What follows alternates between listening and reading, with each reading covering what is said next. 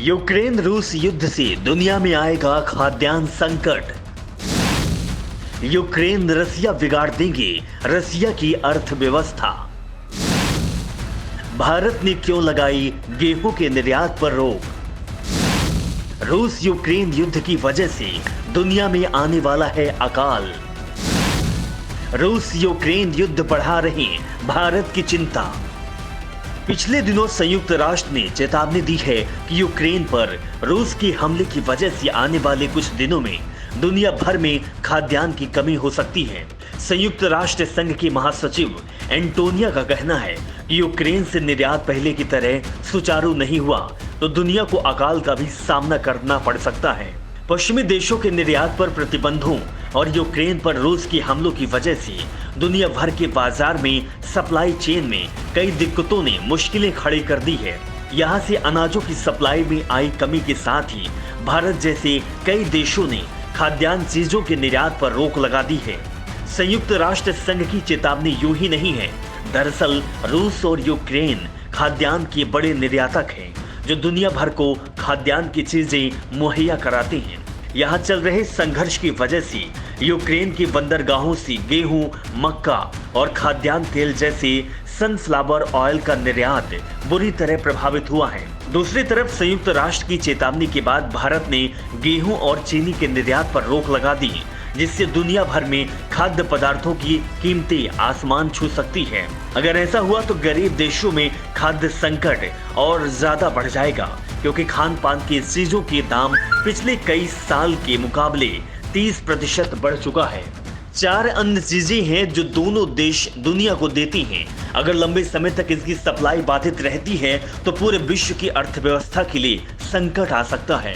Ukraine पर हमले के पहले दुनिया भर में इस्तेमाल होने वाले 10 बैरल में से 1 बैरल कच्चा तेल रूस का होता था, लेकिन अब युद्ध की वजह से अमेरिका, कनाडा और ब्रिटेन ने रूस के तेल और गैस की आयात पर प्रतिबंध लगा दिया है।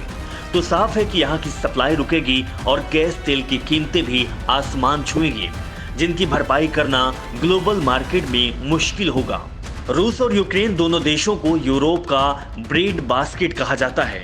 दुनिया भर में आने वाले गेहूं में 29% और मक्के में 19% हिस्सेदारी इन दोनों देशों की होती है। सूरजमुखी तेल का सबसे बड़ा उत्पादक देश यूक्रेन है।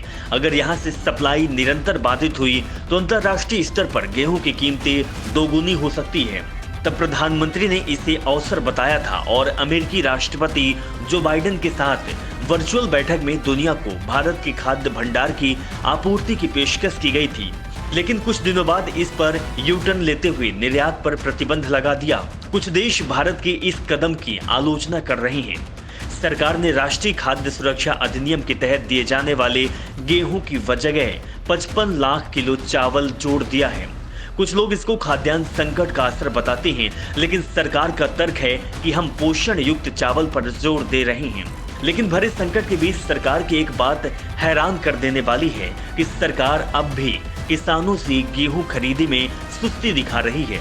सरकार गेहूं की खरीद कम होने के कारण बिचौलिए सीधे किसानों से गेहूं खरीद कर स्टॉक कर रहे हैं। अगर कीमतें बढ़ी तो बिचौलिए अपना अनुसार स्टॉक को बेचेंगे तो भारत में भी गेहूं महंगा हो जाएगा। रूस और यूक्रेन में चल रहे युद्ध की वजह से भारत की अर्थव्यवस्था बुरी तरह प्रभावित हुई है। भारतीय बाजार कोरोना के बाद थोड़ा सा उठा ही था कि अब ये संकट सामने है।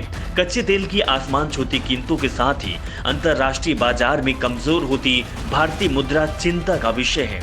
खाद्यान्न संकट पर संयुक्त राष्ट्र यूएन के मुताबिक रूस यूक्रेन युद्ध, जलवायु परिवर्तन और महामारी के चलते दुनिया के कई हिस्सों में खाद्य असुरक्षा बढ़ गई है, जिसके कारण कुपोषण, सामूहिक खाद्यान्न संकट और अकाल के साथ वैश्विक खाद्य कमी का सामना करना पड़ेगा।